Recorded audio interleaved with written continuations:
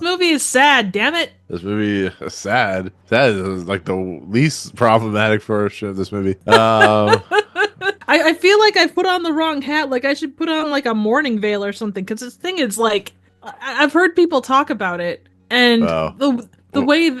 Oh, sorry. Go ahead. we'll get into that. Okay, yeah, no, absolutely. And this is like when Okay. I say that, and obviously we're not into it yet, but the way that people described it to me in the horror community, like the small group that I know watched Uh, it, this is not what I expected from that. yeah, this is.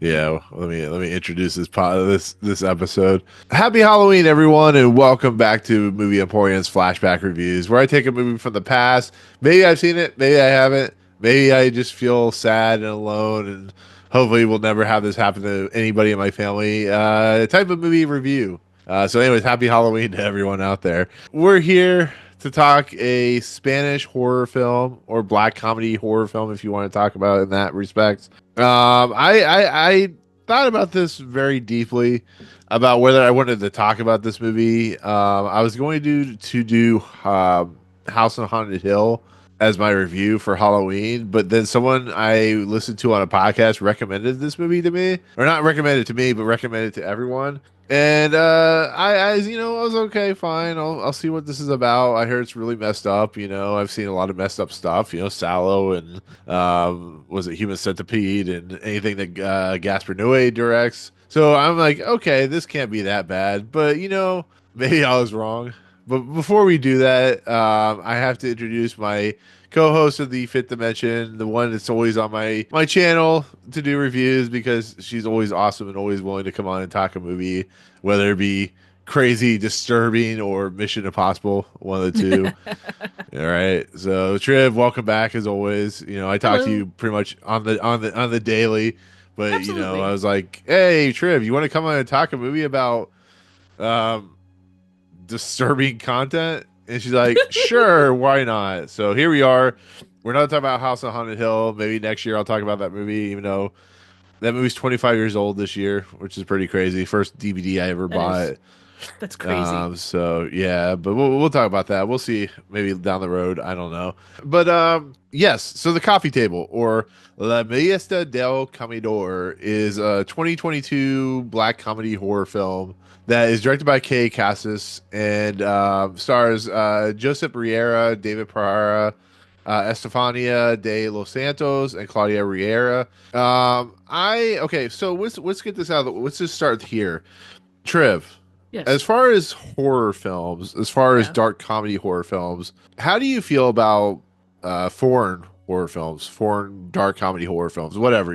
What is your take on them? Like, do you like a specific foreign horror genre or foreign horror film?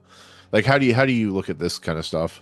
So it depends on the country actually. And I Uh, think just if you're talking general, and this is, I guess, not specific to European horror, but I've definitely seen more like foreign European horror than I have like Korean or Japanese. They definitely go hard. They're not scared to show you shit. They react as normal humans would react as compared to the over the top like screaming and shit in most cases. Like Wreck is one of my all-time favorite like foreign horror movies. that's the one that Um got turned into like record or Quarantine. whatever in Yeah, quarantine. Yeah, Quarantine. yeah.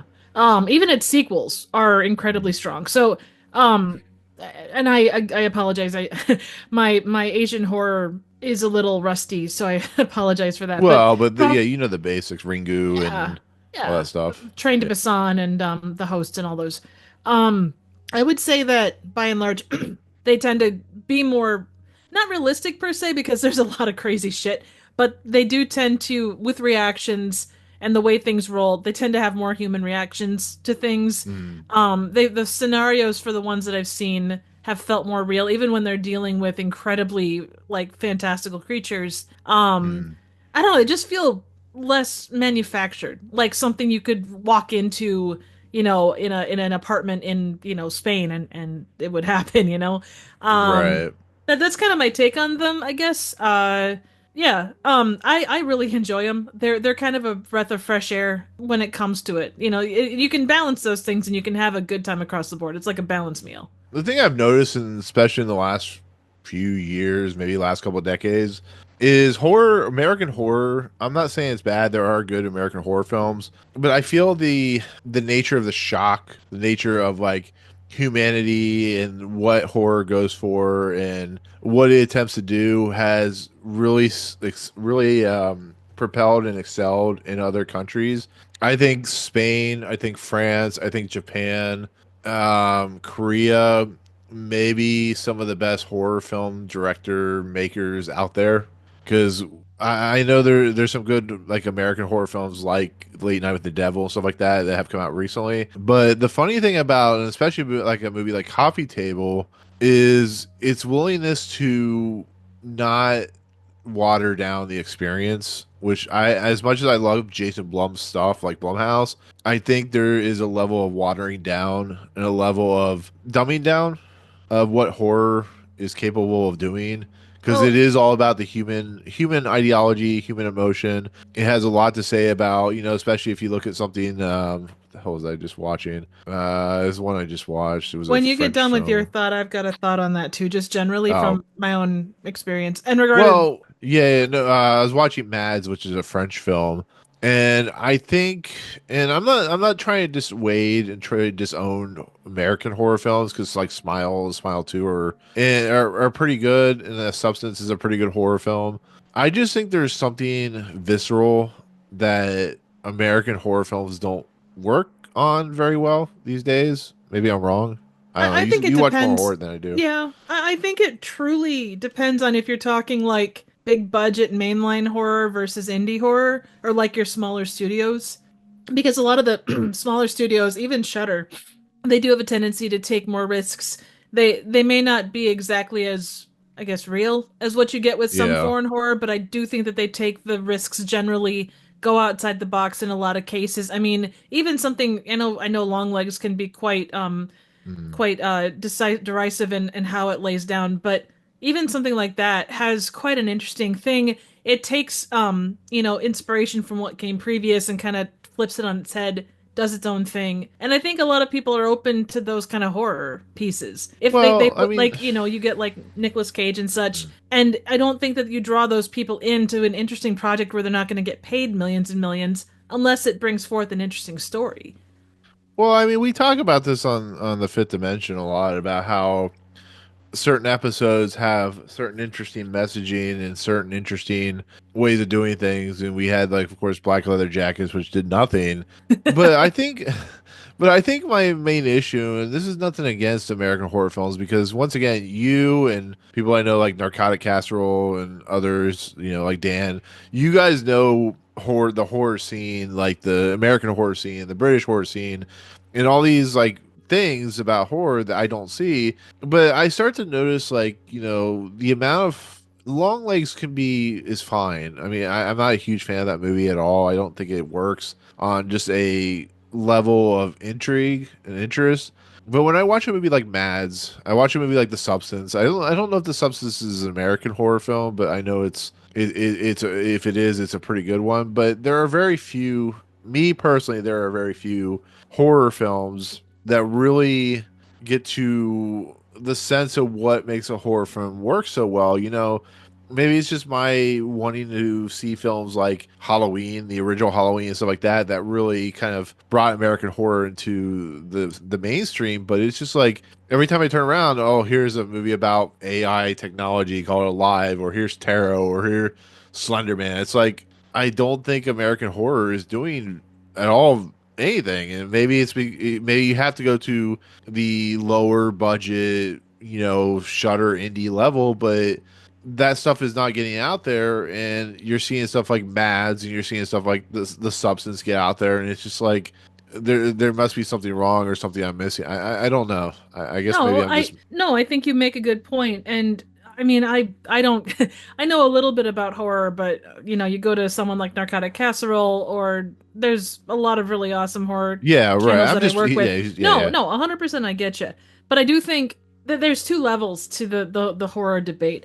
On one side, those movies are out there, you do have to search them out, and searching them out yeah, can be one of those things, like unless you're like subscribed to Shudder or Screambox or things like that, yeah. the chances of seeing them Or, looking at publications like Fangoria or Bloody Disgusting, things like that, you're not necessarily going to see those things offhandedly. On the other side of that, a lot of the ones that are out there, I'm trying to think there was a really good example. I apologize. My examples are going to be crap tonight, but a lot of these that do make it to theaters, they either don't have the budgets to really advertise, or because they look so left of center, a lot of your kind of mainline audiences are going to look at them and go, "Well, that doesn't look good at all." What the hell is going on Mm. in this trailer or whatever it might be. People are so general audiences are so, and both for good and for bad, because we like what we like, but mainline audiences in a lot of cases are so used to, going with what they know.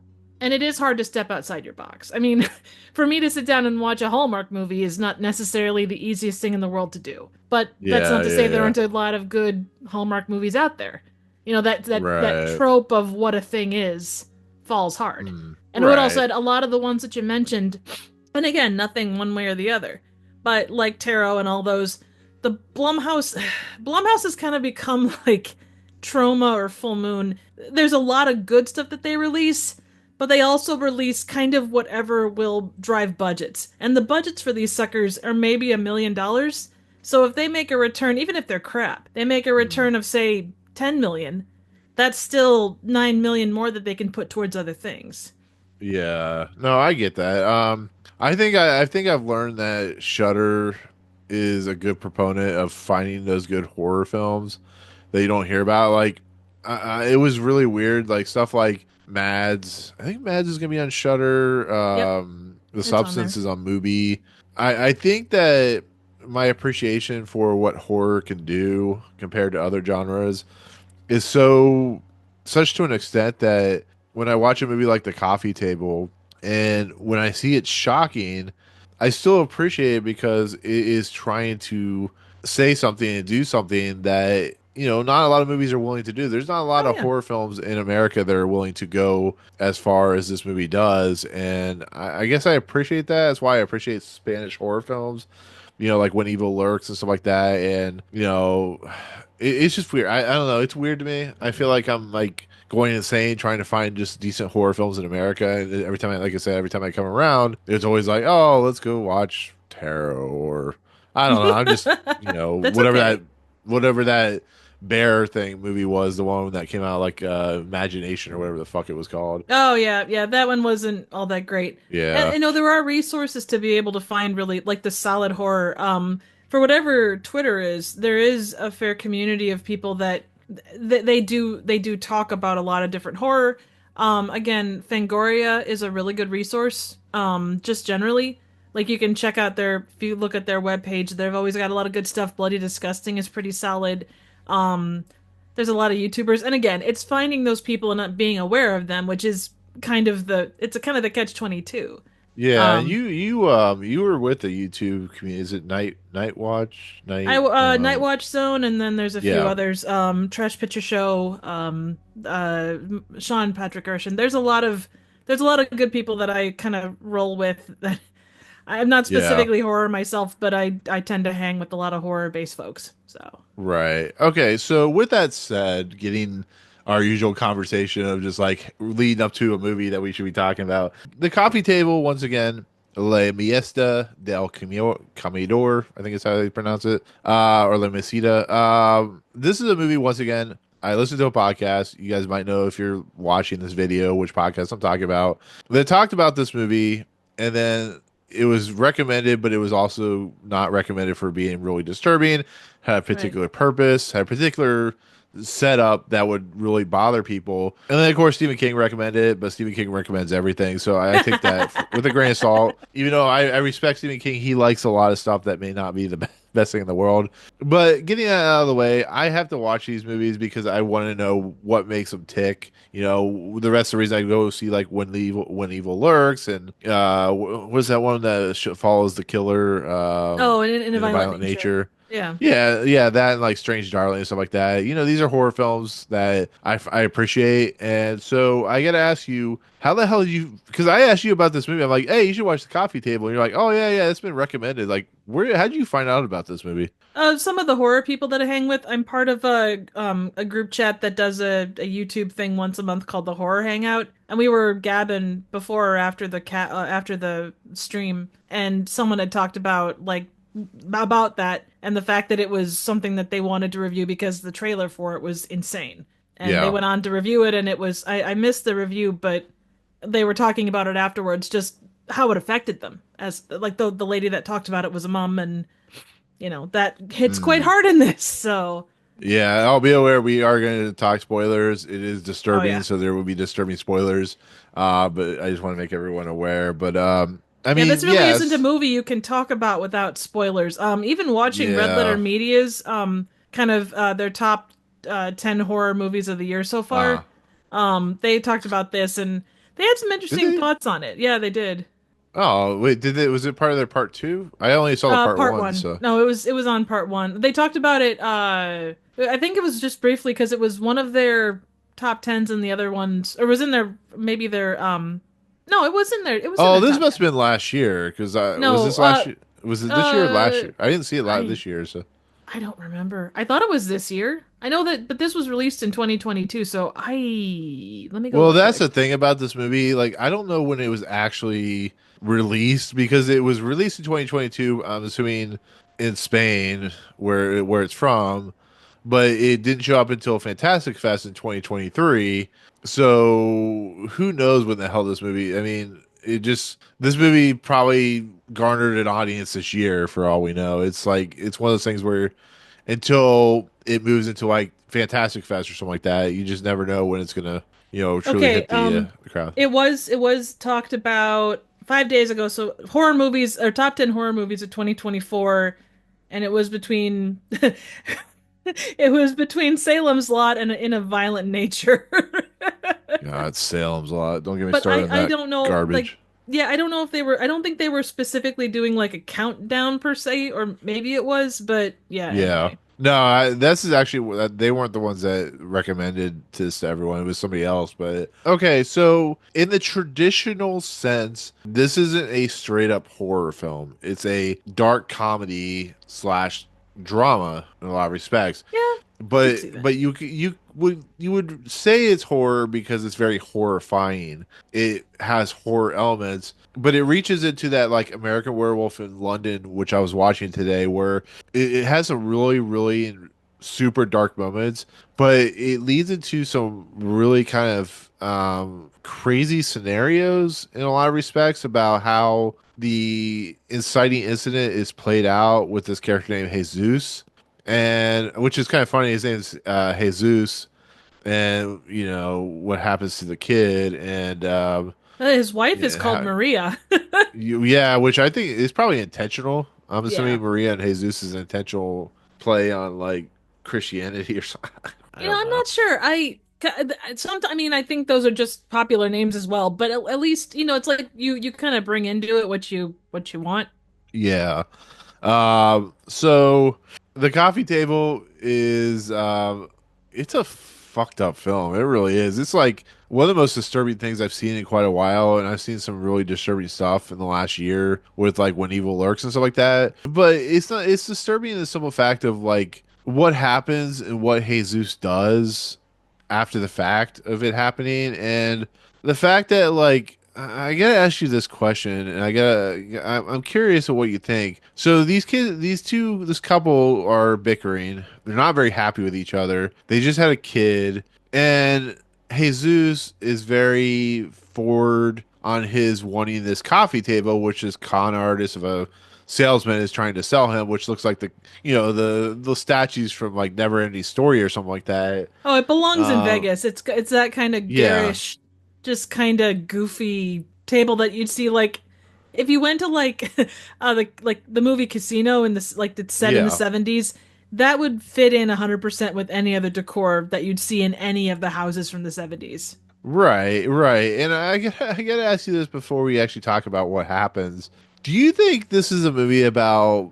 the woman should never listen to the man and give in. Like, what do you think about that? Because he's so insistent on buying this gaudy coffee table, which the salesman claims that is unbreakable, which is entirely not true. Anything you buy is breakable.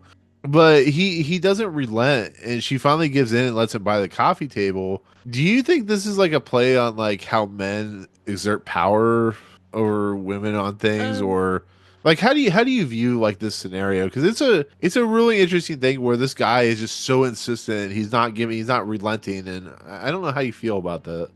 I guess I didn't look that far into it. Now, with that said, I will say that it's there's some stuff I think that to be talked about, and I didn't have time to look further into kind of the mythos of like the behind like the myth or like the kind of explainings on what this all relates to. But like you've got two ladies that Maria runs across that have teenage daughters.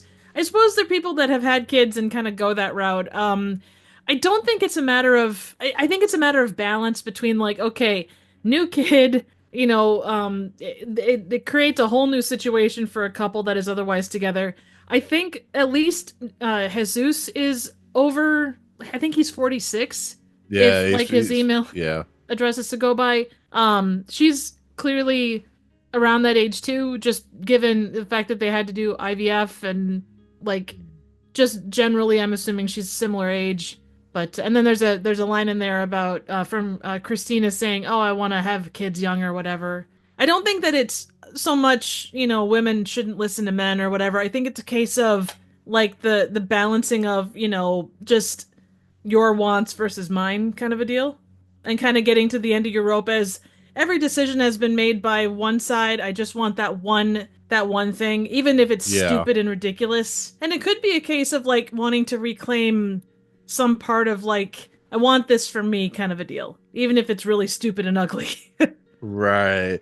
Yeah, because it's very much a true statement that most men, and this is not all men, most men really like the weird kind of goofy, I don't know, cheesy stuff, and the women want like, I'm not saying you in Practical. general. I'm just saying practical. Yeah, we want the like the video game or whatever, the Giant console. You TV. guys just want a nice TV with I don't know, Blu-ray player or something like that. It's like the idea of the coffee table is like the MacGuffin of the whole movie, where it's just like this ridiculous object, the ridiculous idea of why would you ever purchase something like this, and it just shows you that sometimes men just don't make competent decisions, You know what and this it's kind play of caught yeah. me? It kind of, how everybody goes through midlife crisis, but he is about that age. I wonder if, in some kind of a weird, stupid way, it kind of turns into like a midlife crisis purchase. But instead of a Oh, car, oh, it's an ugly absolutely. coffee Yeah. table. Yeah, I mean, as we'll see, like this guy not only makes like incompetent decisions when it comes to his midlife crisis, but then he has like a 13-year-old girl named Ruth hitting on him, and all of a sudden like the salesman hits on him. It's like, I don't know, this poor guy goes through so much hell and so much, whether it be blackmail or sales guy trying to hook up with you. It's just like everything that can go wrong in 1 single second. It just happens. It's crazy, and you watch. The one. There's always that idea of like that one moment, that 1 second, that one thing could change everything, and then like him buying the table and asking for the screw, and then as we see when his wife goes out, you see the glass pane being put onto its side. So there's a lot of setup and a lot of like, Jesus making bad decisions and like realizing that his choices are going to have consequences. It really is about consequence in the actions you take, in a Oh lot of yeah. respects. But that's any good horror movie. It's that one fateful, that you take the left turn instead of the right turn, or you going straight, or you see something you shouldn't and you stop to investigate. That's good horror Yeah, generally. yeah, that's what, like, when Evil Lurks does that, where they make one choice and it affects everything. And you see, Oh yeah, yeah. like you said, you see that in good horror, but And bad horror um, too, really. well, But yeah, exactly. then But you could say that a Jesus, drama is. You could say that a well, drama you, is you too, say but about it, yeah. yeah, anything, yeah. Say about, look at American Werewolf in London. The two guys decide, to say something at the slaughtering lamb, and then they get pushed out and they're told not to walk off the road and they do it anyways and get eaten by a wolf. So, Yep. but action has consequences. The choices we make have consequences. The wife decides she's gonna go out and shop. Apparently, he's really into wine and eggs. Sure, I guess. Uh, Hey, those omelets and sounded pretty freaking amazing, actually. yeah, it sure did. It's kegs and eggs. But yeah, but we lead it to the inciting incident, and once again, if you haven't seen this movie and you have kids, it may not be the movie for you. He's taking care of his baby because the baby's crying, as babies do.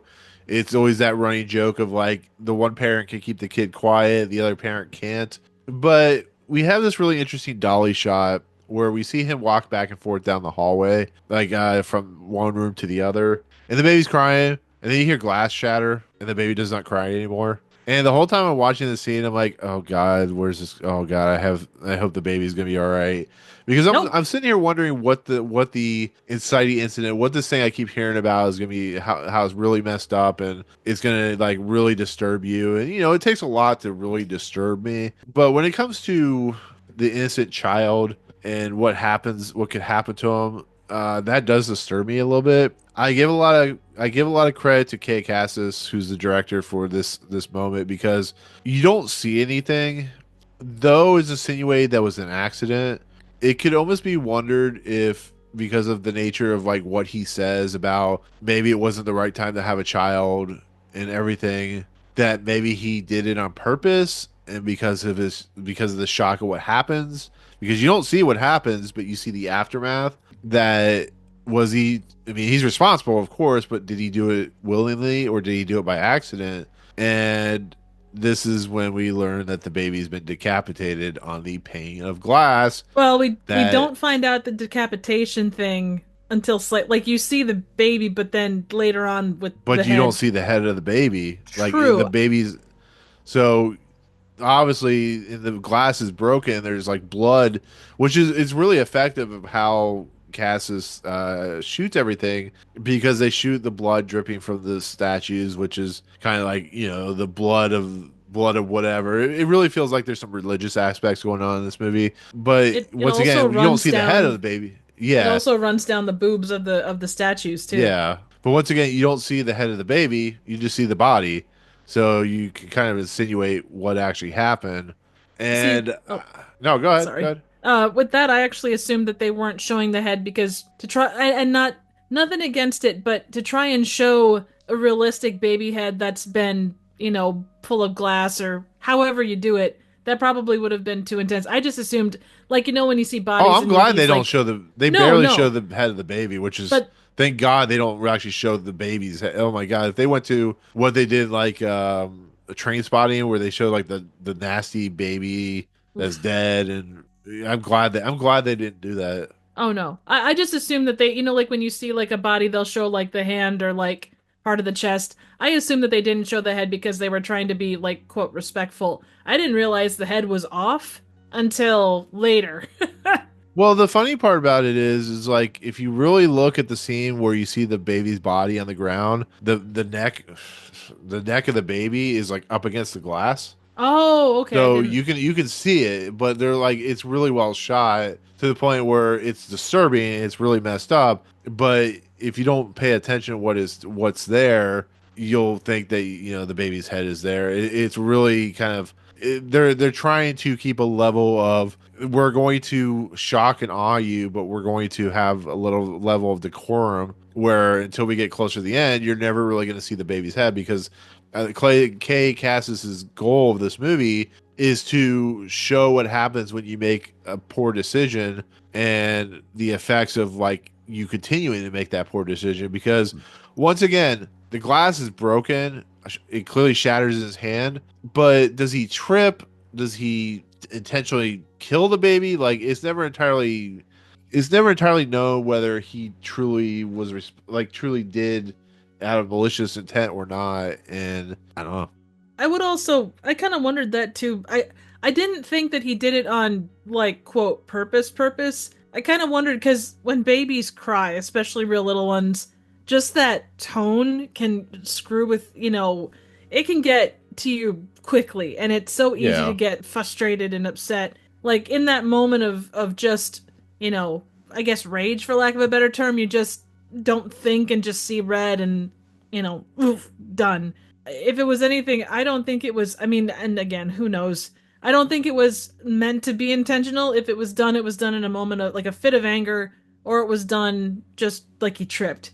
But even the way it was set up, it's hard to see it as tripping. Well, the funny thing is the way the glass is broke and the way it cuts his hand, it's just like it's a really kind of a weird thing because, his hand on the top here is where he has like we see all the blood and we see the piece of glass. But like how did just like the angle of how it happened is just it makes me question like was it intentional or not? And I don't know because once again, he complains about having the baby. Like he says something about that specifically, and here he is having to deal with a crying baby. And once again, it's a parent's worst nightmare. Look at like Antichrist or something like that, which is like the more dramatic version of this type of movie. And I don't know. I really don't know. Answer that question. Well, and it's as a parent, and I think across the board, you're going to have those moments where you regret being a parent, and the times when you love it. And one of the people that Maria runs into kind of talked about that too at one point.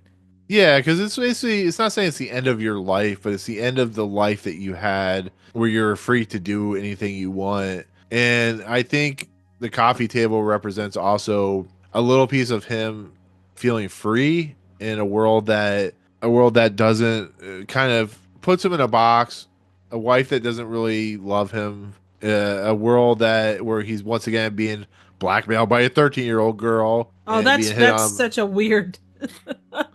Yeah, it's weird, but it's like it just makes sense for this type of movie because Yeah. once again, it's a very dark comedy. It's very black in its nature and its heart. So having a 13-year old girl who is clearly in love with this 46-year-old man, and this man is trying to not, because he liked one Instagram photo or whatever, and she tried to kiss him, she's going to do everything in her power to be with him, and it's that whole nature of like what happens later when he's like cleaning up the blood off the carpet and his wife finally comes home and he's gonna write a suicide note and his wife eventually comes home and she's like, hey, I'll make eggs for you even though the baby's head's underneath the damn chair. Oh No, I'm gonna make God. eggs for you. He's like, sure, why not? He's like, oh, don't worry about the crib, I'll take care of the baby's asleep. Here we have a baby, we see blood like dripping. It's all so disturbing, and I'm sure you've seen movies like this before, Oh but yeah. it's so disturbing that it almost makes you laugh because of how disturbing it is and how over the top and crazy it really is. Where you're just like,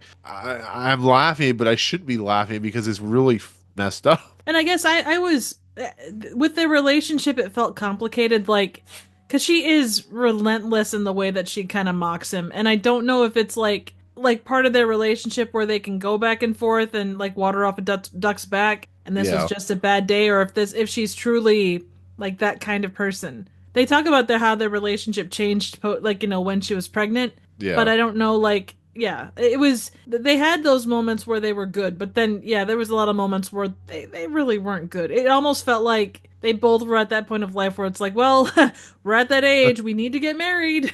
So, Yeah, yeah. And then like when she comes home and she sees that the glass pane is broken and she starts laughing her ass off and there's a level of just like darkness in Kay Cass's brain that knows that they're bringing something of shock to you. And when Maria laughs and when Jesus is like drinking a bunch of wine and when the salesman comes over to give the bowl, and like I said, the kid, he puts the kid in the crib, and it's just like at some point you're just like, oh my god, what is happening? Like it's like the worst day ever. It is just like there's something like darkly funny about it, about how ridiculous it becomes because once his brother and his 18-year-old like girlfriend come along, and like he's hiding this secret and he's drinking wine and they're eating and you see the gross like thing that he eats, it's just you can't help but laugh about it because then we find out the 18-year-old girl is pregnant, and it's just like it keeps building. It builds to yep. a point where you're just like, what is going on? I don't know. It's pretty crazy. Yeah, absolutely. but it's that type of film, you know. Once again, it's not a funny matter. It really isn't. It's about a kid who is brutally killed, maybe by accident, maybe not, in the level that Jesus finds himself. It's like that. You ever watched I don't know, a TV show or an episode or something where an inciting incident, like something happens and like the person keeps lying and lying and lying and lying, and eventually that lie becomes so big that you can't contain it anymore. And I don't know. It's weird how this movie operates. Well, and the thing is, like the baby being decapitated happens like in the first 20 minutes of the movie. So, your big climactic oh shit moment was pretty early on. So like the rest of Yeah. it does kind of go back and forth and like there's no coming back from this, regardless of how it's approached or when it's approached. But the way that it goes down is like worst case scenario, everyone in the theater doing the Picard or palm to the face kind of a deal.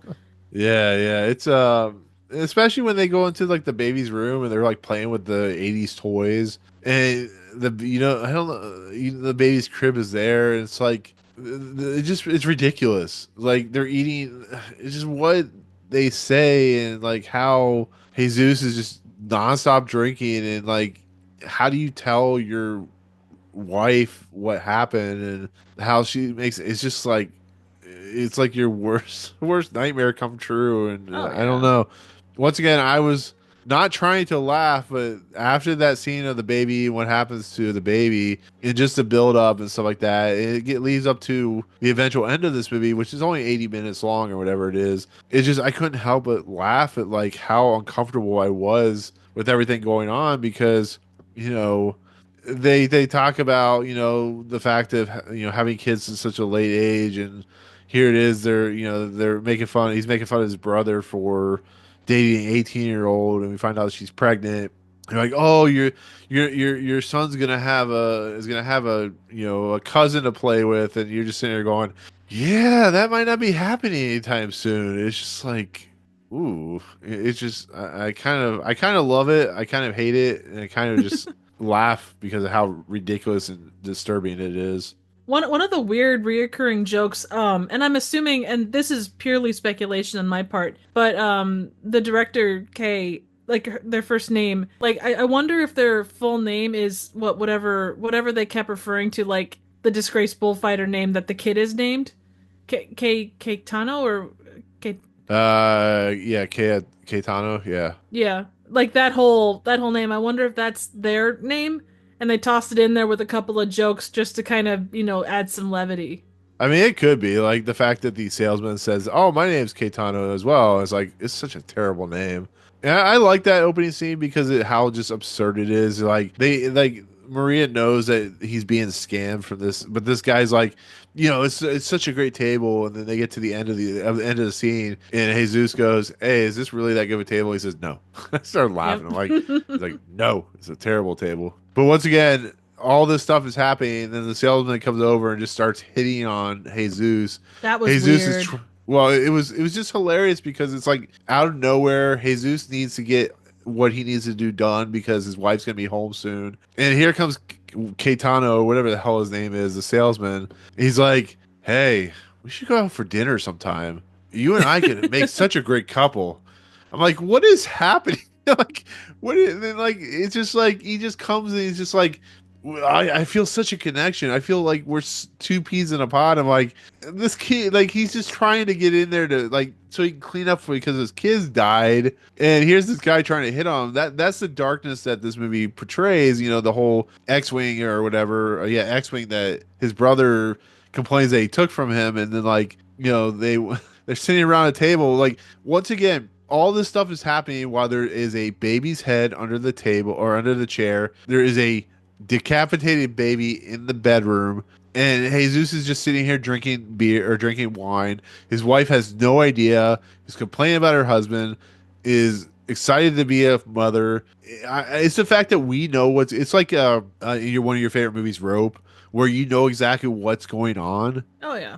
but because of everybody else doesn't know what's going on. They know there's a dead body in there. It's that nature of like how absurd, how ridiculous scenarios can become, and how people are willing to let them get out of control. I mean, the first thing that Jesus should have done is called the police.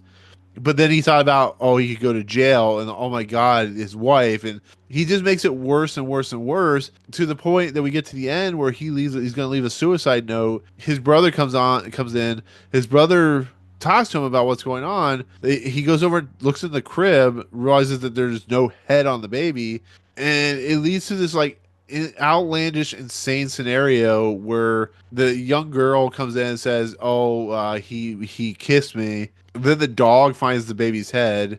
Then the mother takes the baby's head and jumps out the window. It's like, what the fuck just happened? It's like everything Everything. that, yeah.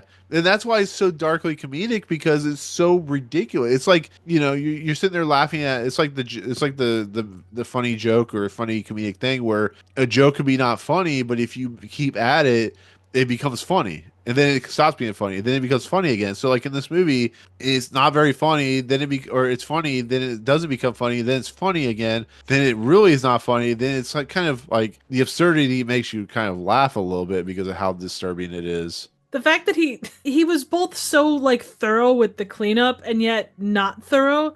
Like, Yeah. there was still blood on the statue thing. The carpet was obviously completely saturated. There was blood on the door handle. The kid's head is still underneath the freaking chair.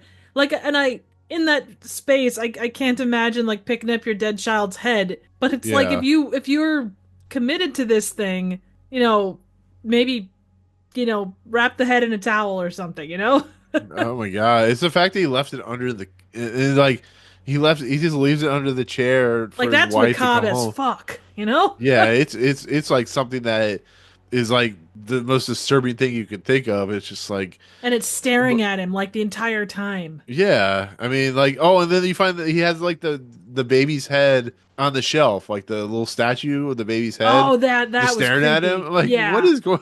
Like, I'm like, that is just like levels of darkness that just really kind of fuck up this movie. And once again, like, I appreciate, like, once again, I'm not saying that this movie is the greatest because it really sometimes is mean spirited in a Coen Brothers way in a lot of respects, where I understand what it's trying to do. I appreciate that it's trying to be uncomfortable for uncomfortable sake, but sometimes I think it's so mean and so disrespectful to the nature of what it's trying to do that it does become a little bleaker than it should be. But I start watching it and I'm like, this is why horror is so good at what it's doing because it can take ideas like this, it can take things like, really disturbing, and it can actually make it somewhat humorous because once again, like when we go to a funeral or something like that of someone who's passed away, you'll notice a lot of times people will laugh and of remembrance. They'll laugh about things that the family member was involved with or they did because it's a way for us to deal with the what was that word? The deal with the Tragedy. they yeah, deal with the tragedy that's in effect. And same thing here. It's like we shouldn't be laughing about this. The guy's baby was decapitated on a pane of glass, and it should be funny. It's just the absurd nature of having how we deal with like the insane tragedy that happens is what makes it kind of shocking and funny in its own right. I can see And that. once again, it leads to this really crazy thing where Jesus is crying, and here we have Maria who grabs the baby's head. Christina is vomiting all over the place. The poor girl, the 13-year-old girl, is gonna be catatonic for who knows how the hell long. And then Maria goes to the window, and then we don't see her jump, but she jumps out the window. It's like I don't know. Am I laughing because I'm so shocked by this, or am I laughing because it's so absurd what just happened? And then of course, apparently Jesus jumped out the window. It's like you almost have to laugh at just how insane it is. And then it has a really sweet moment at the end where when the cops leave and poor Carlos is is driven away. We see the family with the baby, but we see the coffee table. It's like the whole reason for this whole movie is because of that fucking coffee table. And I don't know. I found that pretty funny in a lot of respects because it's like this would never have happened if he hadn't listened to that stupid salesman and bought his stupid coffee table. And it's why it's so darkly funny in a lot of respects. But I don't know. Do you think Am I even though if the wrong? coffee table had been set up, like properly, like set up, because that when you see him kind of trying to balance the coffee table or the top of it, I assume that it was good that the he was gonna trip and break through the whole coffee table Well, regardless. I didn't expect yeah. it to be an upright. Like that's just a Did you? terrible purchase if you've got like an infant. Well, did you think the? Let me ask you this: did you think it was gonna be a movie about like? I don't know if you knew anything about what this movie was about, but did you I think it went was in gonna be like? blind. Did you think it was gonna be like a movie about a haunted coffee table? No, I didn't think it was the way that it was described to me. And it was just described as, holy shit, the trailer for Uh, this movie is insane. The things that happen are just like off the chain. So that could literally have been psychological horror. It could have been Skinamarink. It could have been Sallow. I really had no idea. But the fact that yeah. it went, like the way that it went with the decapitated baby, I was not expecting that. Yeah, because when they said when it comes to objects of a coffee table or an Oculus mirror, the movie Oculus, which I really like, the mirror and Oculus, and those types of things, you think that they're like possessed. So you think there's gonna be a scene where they talk about the possession of the coffee table. But what the movie boils down to is just about buying things because we feel like we need them and buying them for the wrong reasons. Like having a baby, they had a baby for the wrong reasons. It's kind of like buying. I think that maybe a little bit, but what this movie's about is they had a baby for the wrong reasons. They felt like they needed a baby. He felt like he needed a coffee table. She said no, and they can't agree with anything, and it ends up being the costly moment of like the death of the baby. And it's just like I don't know. I honestly I didn't watch the trailer. I didn't watch anything on it. I went in, think it was gonna be something like a haunted coffee table, and it turns out the coffee table's normal. It just becomes the There's inciting nothing incident normal of. about that coffee table. Well, no, I know there's not I there's nothing know, normal I about it, know, but I know. I'm being I, stupid, sorry. no, you're fine. No, the best part is it was made from Sweden, so I'm like, yeah, that sounds like IKEA to me. Oh, it was You designed know, by in Sweden. It was crafted, quote unquote, in China. well, that's what I meant. Like, if you ever buy something from IKEA, there's always something wrong with it. There's always something off about it. So that's what I laughed when they said, "Oh yeah, it's from Sweden," but it really is made from China because I think all the stuff from IKEA is made from China, anyways, or something like that. Quite It's like everything's possibly. made from China. Yeah. But I will say yeah. I wouldn't have like when we got Gavin about it and you said, "Oh yeah, it's dark comedy." Upon watching this, and I guess maybe my brain wasn't in that mindset, I would not have pegged like there were funny moments, but I would not have pegged this as a black comedy just Well, because that's of the how thing. dark it was. Yeah, there is what I would call literal black comedies, like Ravenous is a legit black comedy. Like it's funny, it's gross, it's disturbing. But there are subtle black comedies like this that are so disturbing that that the reason you're laughing is you can't understand why you're laughing, but you're not supposed to laugh. Ravenous, you're supposed to laugh at because of how absurd it is. Right. Here, it's because it puts you into a particular way of shocking you that you could think of like you could almost think like the Human Centipede in a lot of Right. respects, or something like of that nature, where the level of what it's trying to do is not really that funny, but because of what they do and how they present with especially with this character of Jesus and how absurd it becomes and what he does and the choices he makes, you can't help but not laugh. And it's not meaning like I'm a fucked up person or anything like No, that. no, I It's understand just you. It's like when you laugh at something that's uncomfortable. That's yeah, just that's like the whole point of the movie. It's right. supposed to make you uncomfortable, and it's supposed to make you uncomfortable to the point where it's like, um, like when I was watching this movie and when I figured out what was happening, I'm like, holy shit! I started like, I was like, how you do like nervous laughter. Oh That's yeah, what I was doing. I was doing like, I think that's the whole point of why it's a black comedy is because of how it's making you react. And once again, if you don't laugh at this movie, that's perfectly fine because it is a shocking ass movie oh, that is it's not. tragic as hell. Yeah, it's not really supposed to be quote unquote funny. It's just you're laughing because of how absurd and uncomfortable you become. It's like watching, unlike watching like Rubber or Mandible or something like that from that French director, this is a level of comfortability that goes into like, why am I laughing at this? It's like watching Terrifier or something like that. You're laughing at the absurd, uncomfortable nature of watching that movie because of how insane it is. But it's like that's to me what it's trying to go for.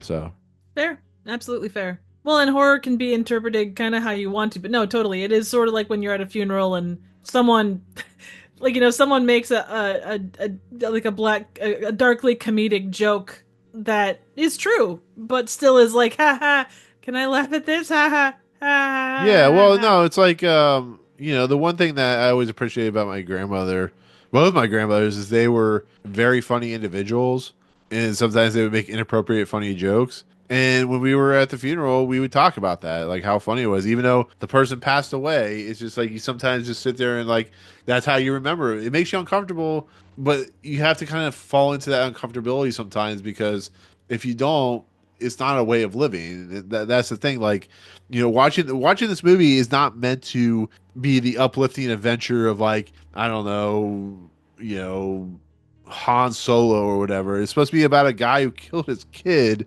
and it's you might think that's not funny, but the absurd nature of what it ends up doing just kind of makes you laugh a little bit because of how it portrays this thing. Sometimes horror does that. It's really interesting how it does Oh that, yeah, but I mean, sometimes like the absurd nature of what the Twilight Zone does, it can be very serious, and sometimes the absurd nature and very serious nature makes you laugh a little bit because you get stuff like black leather jackets, which is very serious, but is also very very funny.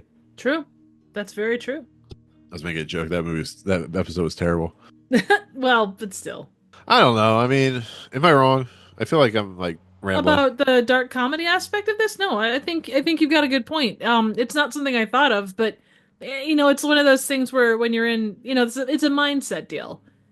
It's like there are times where you can sit down and watch certain movies, like I don't know, I just watched Brain Dead with by Peter Jackson. That movie Oh is yeah, like that movie, like it's funny, but it is so freaking just gory and nasty, and you have to be in yeah, the right mood to be able to watch those kind of movies. And the same is true of this. yeah. If you've had the trauma of losing a kid, regardless of how it was, you're gonna have to like this isn't a movie that you're probably gonna watch just because it does hit all those buttons.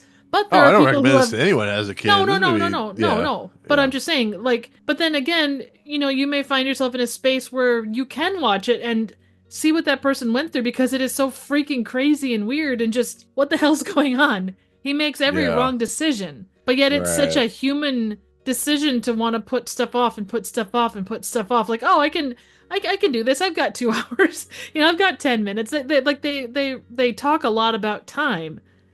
And it's Yeah. that almost that subconscious, I do wonder. Like there's that subconscious thing about getting caught. Even though it's a terrible tragedy, like you do sort of get that sense with him. Just offhandedly.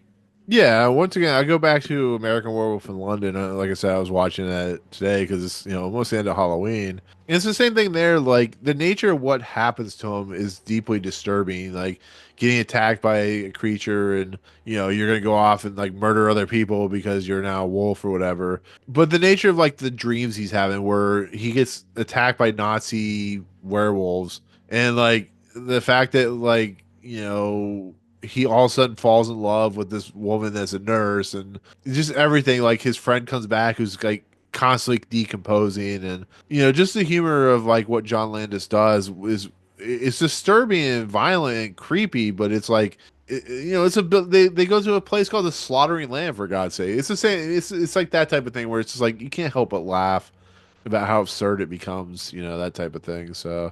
Absolutely. But with that said, like, is there anything else you wanted to talk about with this film? Anything like, him eating the eggs, which is he just eats a bunch of bloody, disgusting. I don't want to say what it is, but it's pretty disturbing, kind of what he ends up eating. I think Is I there anything think that else? that was Yeah. I think that was in his mind because there's a lot of that stuff where like he hears the salesman's voice coming through the baby monitor. He hears the baby crying at one point. All those things. I just assume that like seeing those things was probably in his head more than anything Oh, else. absolutely. Yeah, yeah. Because she's like, "What But are you listening to?" even I wonder the egg thing, like, and maybe this is me overanalyzing, but you could, in theory, say that like doing the egg thing is kind of like like female eggs and stuff. I don't know how you relate that to anything, but maybe that's nothing. So It's all in the nature of how cruel the world and humanity is. I did like I will say like throughout, you knew that it wasn't going to end good. There was no way this thing was ending well. I mean, there's no positive way that this goes. the way that it ended, I thought that he would kill him or he would end himself. I didn't necessarily know if she would. Well, I mean, yeah, it just all depends. Like, I think why they did it the way they did is because she and him did not get along, and I think she always had that feeling underneath, like that something was going to go truly wrong with him, because she was so apprehensive about him leaving the kid with him, or her with leaving the kid Well, with him. but think about a new mom, especially a first-time mom. Like that's first-time mom behavior, and not from personal experience. Just like you talk to people and stuff. Like the way that you pick up a baby, even if you're not their mom, like you pick up a newborn for the first like if you've never held a kid before, you're you're you're you're not gonna sit there and juggle them around the way you would. You're not. They're not made of glass, but they're still obviously very, very. You want to be very careful. So Yeah, I would my mom. equate. Go ahead. I said my mom tried to get me to hold my niece one time. I'm like, I don't really want to do that. Right, but that's what I mean. It's that first time mom. She hadn't been out yet, so I think that specifically was more just new mom behavior more than an not trusting him, or Yeah, not trusting him more than she would have trusted anybody else in that particular situation. right. It makes sense. Like it's the whole idea of like your wor the worst thing you could think of like could happen. Like, Oh oh yeah. no, that won't happen. And of course it Oh no, does, but that's yeah, like I had a friend that had a kid and her first kid, even though like they had a curio cabinet, even though it was firmly tacked to the wall into a stud, she was at all times at the back of her head worried that that curio was going to fall on her kid. Even if she was, even if the kid was 10 feet away, it would find some way yeah, to fall on him. That's just, those exactly, are you think about all the scenarios that could happen, and that's just part of, I guess that's part of being a parent, from what I understand. exactly. That's the key right there. So Yeah. yeah, but anyways, with that said, was there anything else you wanted to mention on the movie? Their, their table banter back and forth. You knocked up this poor 18-year-old, I don't that whole conversation was so like bare bone, like not bare bones, but just so out there. It's like, Yeah, it's you like, know oh, what? she's a vegan, and oh, you shouldn't drink that wine. I'm gonna drink the wine. Yep, exactly. It's Like like, all of yeah, all formality went out the window. Like he kind of looked like he was so free to like say what he wanted. It was kind of like that part was just kind of like, okay, cheeky. exactly. Yeah, there's a lot of good stuff like that. Once again, it's a very horrifying film, but Oh you yeah. got you got to kind of realize like what it's trying to do. So And I guess if you're watching this, you've seen it, or you're not worried about spoilers, but I would still say if you can go in blind, because there's a lot of stuff that happens that it does need to be seen to be believed. But if you've been through trauma, you know, be wary, because this is yeah, not it's not an easy film no, um in any way, like for anybody, but especially if you've had those child related traumas. Yeah, maybe skip. exactly, exactly. All right. So I think we'll end it there. Once again, yeah, yeah. So this film, the coffee table. It's about a nice young couple who buy a coffee table and drink coffee and talk about life. Absolutely. Well, like the Exactly. like the sales guy said, you know what? If you treat this with respect, you'll have a long and happy life with this coffee table. Yeah, exactly. All right, Triv. Thank you once again for coming on to talk another film, another You're movie. You're welcome. always awesome to talk to. I talk to you probably more than I talk to myself. So if Well, that that's means good. anything. Yeah. But with that said, you do have content. I always ask you this: where's your content at? It's not on the coffee table. Damn it. I know, right? You can find me. My channel is about as kitschy and goofy as the coffee table in this movie. You can find me here on YouTube at Trivial Theater. I do a wide array of random, obscure, and straight up bad movies. Finishing up Spooky Month, I just did Arsenic and Old Lace. I also, by the time this drops, I will have done Evil. Sorry, Brain Dead, otherwise known as Dead Alive here in the States. So come over and check it out. Yep. We talked about one of Peter Jackson's films, Meet the Feebles. Really, Absolutely. also very darkly comedic as well. So Oh yeah, and Bad Taste, which yeah, is also darkly comedic in its own way. exactly. With myself, you can find me at Movie Emporium. You already know that you're on my channel.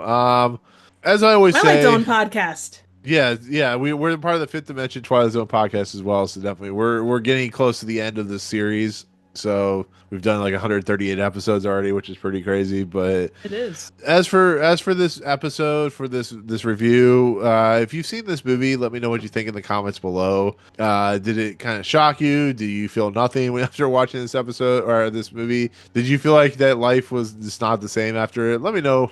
Let me know what you think. But with that said, we're gonna head out. If you like what you see on the channel, hit the subscribe button to join Movie Emporium. Hit that notification bell. Top to finds coming next. If you like this video, awesome. Hit that like button, and we'll see you guys on the next video. Peace out, guys. Don't buy the coffee table.